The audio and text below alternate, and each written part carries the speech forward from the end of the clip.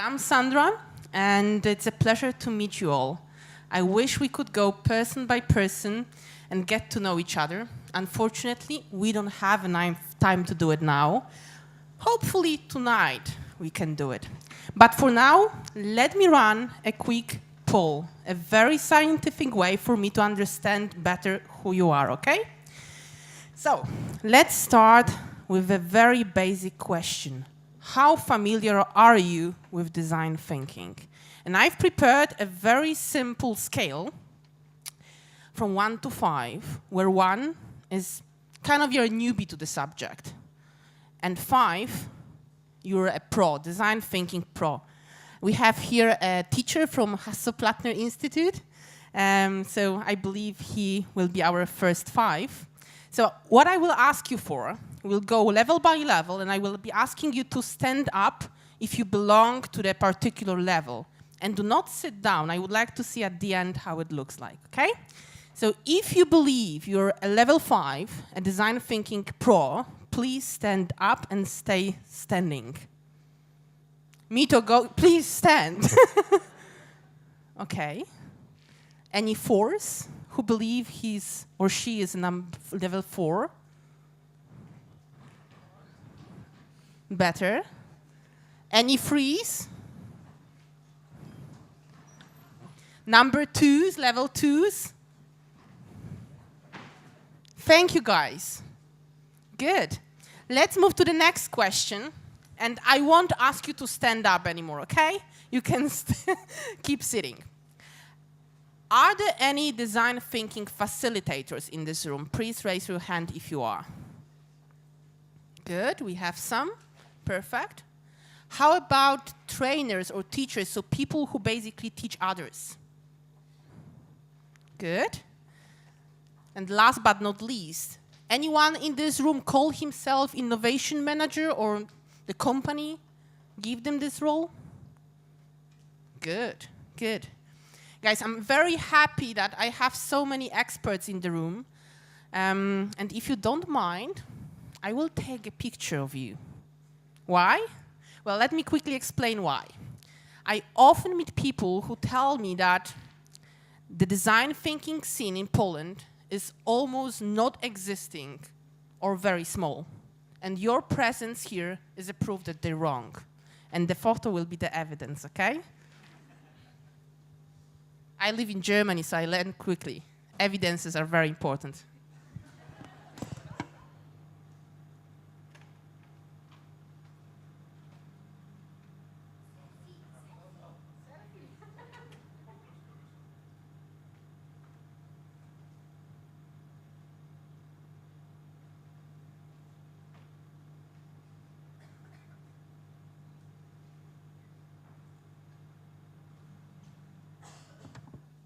Thank you. I'm very glad to have an opportunity to talk with you today. Yes, I mean it, with you, not to you. I've prepared some content to share with you, and I even have some slides. But my goal for today is actually to involve you in the conversation, and I hope you will join me. Okay? So let's start first with explaining my presence on this stage. I think you deserve it. So during the last 2 years, I was part of over 50 design thinking initiatives in 15 different countries across 2 continents. I've trained over 700 people, and actually in the coming 6 months, I have at least another 200 coming. And 200 people attended my business workshops. Despite the circumstances, I have been getting the following questions very often. Does design thinking really work? Or is design thinking bullshit? In my opinion, these are very valid questions, especially these days when innovation is seen as a source of competitive advantage and business is looking for new and better ways to innovate. Many organizations are leveraging design thinking as a strategy to innovate. They're spending millions, if not billions, to teach their workforce to think like designers. And we are talking here about thousands of people trained, not just a few. But training is not all. We all know it, right? To accelerate the process of building design-driven organizations, they're also acquiring design studios. By 2016, Accenture alone made 6 such acquisitions, Deloitte made 5, and McKinsey it's not far behind. If you look at the names of the studios, they're way cooler than the name of the corporates. Andre. Guys, so let's focus for a moment on you. Okay, we have here, I was told, around 200 people. So I have a couple of questions. Is your company also leveraging design thinking as a strategy to innovate? Is anyone here training or planning to train their team or teams to think like designers? Or maybe you're trying to convince your management to bring design thinking into your organization. I see people nodding, which is perfect, because today I'm going to talk about a couple of design thinking myths about design thinking, and I will disclose and share with you how I usually react to them. I hope you will find it useful in similar situations. So a couple of weeks ago, I was actually a couple of months almost, in Oslo to deliver yet another design thinking training for my colleagues. I woke up early, so I had plenty of time to get ready, and I decided to have a look at the video my husband had sent me the night before. It was Natasha Yen's keynote called Design Thinking is Bullshit. No question mark, just a statement. Who has seen it? Not that many people. I strongly recommend you to check this out. She sparked my curiosity. I wanted to understand better where she's coming from with this radical point of view.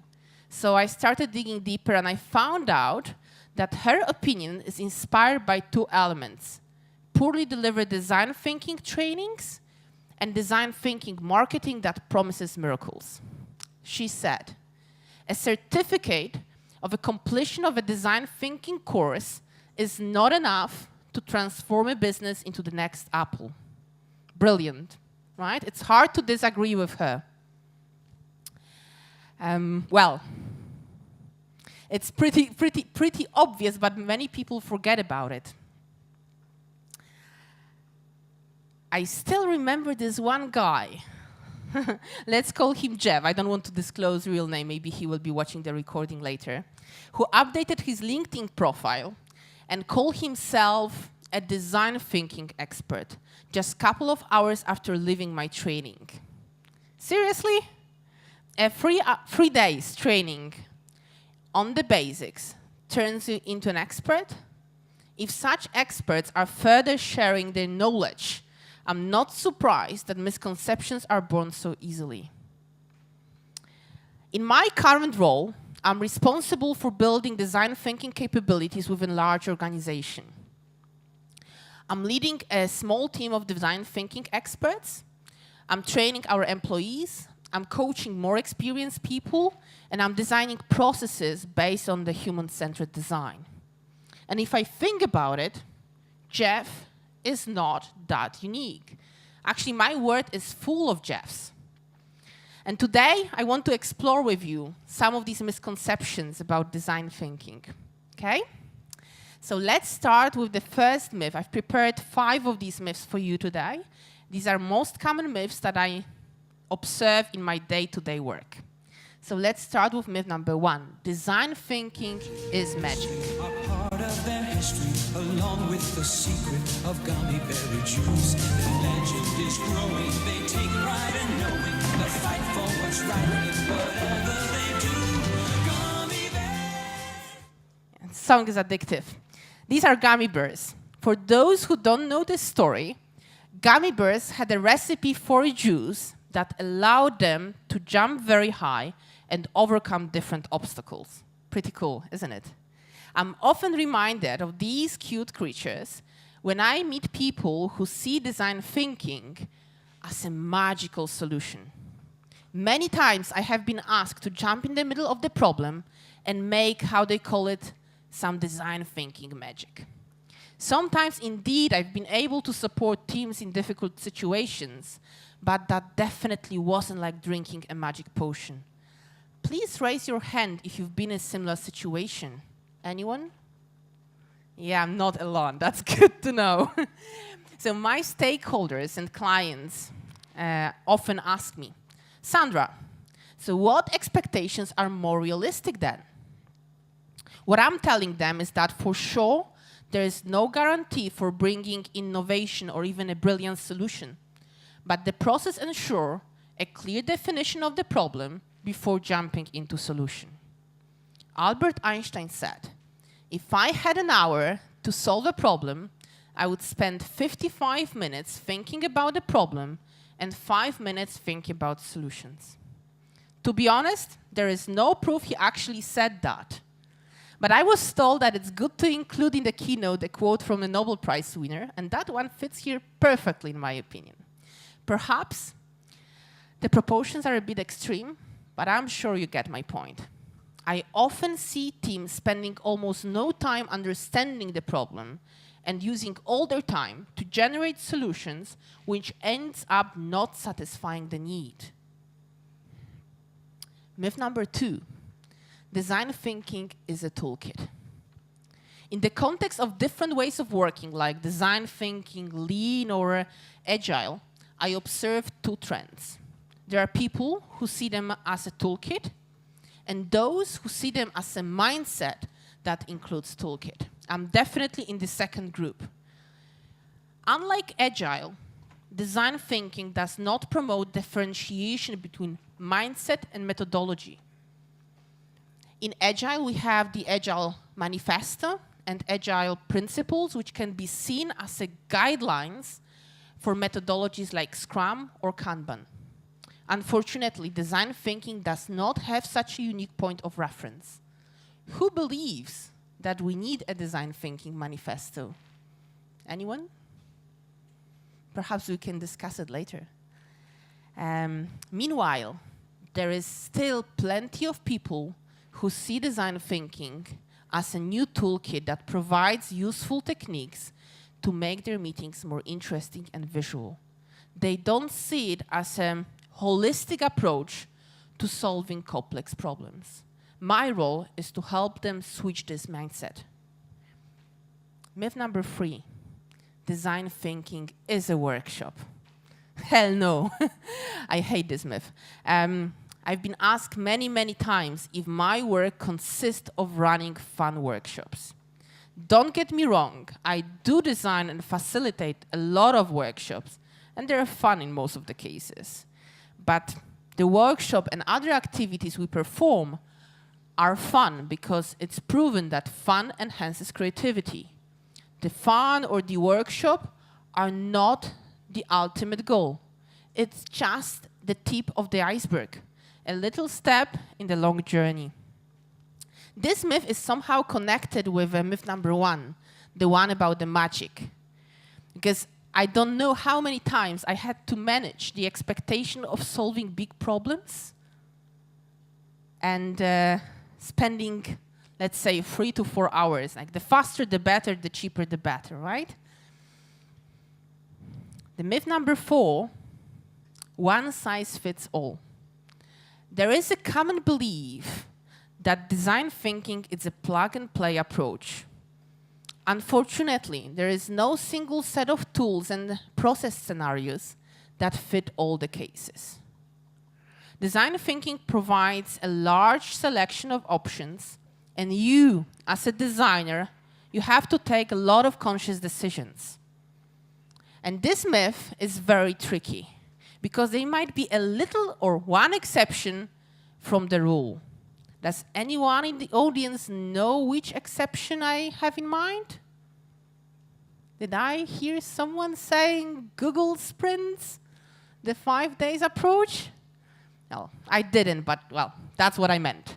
So the 5-day approach, there are actually groups and companies that believe that this is a universal recipe. To be honest, I'm not fully convinced yet. But if you are a Google Sprint enthusiast, perhaps you can give it a try and convince me later. I can surely and certainly see it working when applied to specific big problems like a new product or new service. But for sure, not all challenges are like that, right? Myth number 5. Using post-its is design thinking. Well, last year, I've organized a crash course on design thinking, a 3-hour crash course on design thinking for fellow students of the MBA program I'm taking. Towards the end of it, a fairly senior marketing executive stood up and asked, was design thinking invented by the 3M company? The company well known for the famous sticky notes? Well, the group started laughing because they thought he was joking. But I wasn't sure. It wasn't the first time I've heard such suggestion. We, design thinkers, we have to educate our clients and stakeholders and help them understand that design thinkers are using post-its for a very pragmatic reason. They're easy to move and rearrange. They make abstract thoughts tangible and visible, and they force people to write things down instead of just talking. And I'm sure you know all that. What I'm wondering is that perhaps I'm also kind of contributing or being guilty of reinforcing that myth by flooding my Instagram feed with pictures from workshops. At the surface, people only see post-its. They don't see the deep story behind. Yeah? So, I don't know, maybe I should be careful when I post new things on Instagram. So these are myths, 5 myths I've observed. And my personal mission is to help people understand the real value of design thinking. Sometimes it's not easy, and I'm sure you understand that. At best, I'm confronted with doubts. At worst, with resilience and pushback. And that's normal. People, or most people, hate change. Other people are simply not comfortable with committing to something that cannot be explained with mathematical rule. Well, let's face it. Design thinking is a huge change to the way we think about business and the way we work. So what can we do to help companies and leadership switch the mindset and embrace the change? Well, Nelson Mandela said, education is the most powerful weapon which you can use to change the world. And this little short sentence reflects my approach to work with design thinking. How do I educate people about the value of design thinking? I use facts and my experience. So let's start with facts. Design Management Institute and Motive Strategies design a design value index to measure the impact of applying best-in-class design management practices. 2015 results, the one that you can see on the screen, shows that design-led organizations over the last 10 years maintain a significant stock market advantage and outperform SAP 500 companies by the extraordinary 211%. From the other hand, Forrester, in their study of IBM, published this year in February, interviewed 4 of IBM design thinking clients and surveyed additional 60 executives who decided to bring design thinking into their company. One of the questions they've asked was, which outcomes have you actually achieved as a result of design thinking? And the top 5 answers are elimination of redundant processes across teams, elimination of unnecessary features, services, or products, improved customer engagement, increased employee productivity, and faster time to market. My personal experience teaches me that design thinking is not magic or panacea. But let's explore the medical metaphor for a moment. When you're sick, you go to the doctor, you get a prescription for medicine, You take your pills and you hope to get better soon, right? That's the drill. But we are all familiar with the fact that drugs often had side effects. I believe that design thinking also comes with side effects. However, unlike pharmaceuticals, which might be harmful, design thinking mostly comes with positive side effects. Today, I only have time to talk about 4 of them. Better team alignment, because everyone is clear about which problem is being solved and operates on the same level of information accessible to everyone.